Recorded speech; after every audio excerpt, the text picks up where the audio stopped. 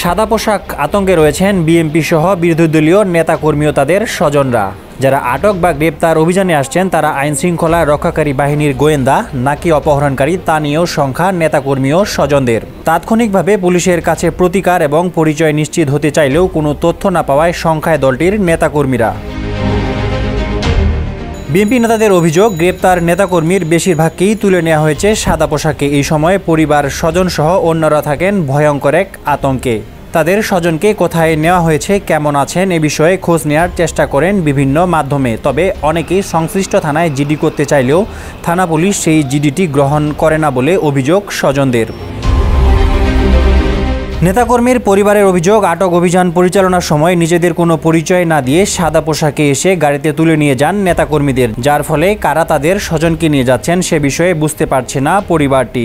এমনকি কোনো অপরাধী চক্র এই সুযোগকে কাজে লাগিয়ে ঘটাতে পারে যে কোনো দুর্ঘটনা বলেও সংখ্যা পরিবারের লোকজনের।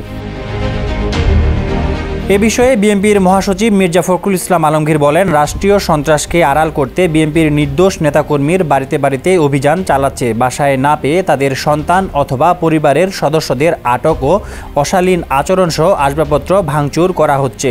সন্ত্রাসী কর্মকাণ্ডে জড়িত থাকার মিথ্যা অভিযোগে ঢালাওভাবে বিএনপি ও বিরোধী দলের নেতাকর্মীর উপর দোষারোপ করছে সরকার এবং আইনশৃঙ্খলা বাহিনী। বিএনপি নেতাদের দাবি, গত এক সপ্তাহে গ্রেপ্তার করা হয়েছে বিএনপির স্থায়ী কমিটির সদস্য নজরুল ইসলাম খান, আমির খসরু মাহমুদ চৌধুরী, চেয়ারপারসনের উপদেষ্টা আমানুল্লাহ আমান সহ দলের ৩,০০০-এরও বেশি নেতাকর্মীকে। বিএনপি ছাড়াও BJP chairman barrister Andaleeve Rahman Partho, গণ অধিকার পরিষদের সভাপতি নুরুল হক নূর, বিভিন্ন দলের নেতাকর্মীকে আটক করেছে আইনশৃঙ্খলা বাহিনী। Desk report, Samakal.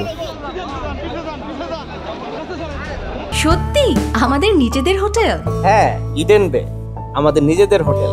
Any time check in, any time check out. Eden Bay, a concern of Bhaiya Hotels.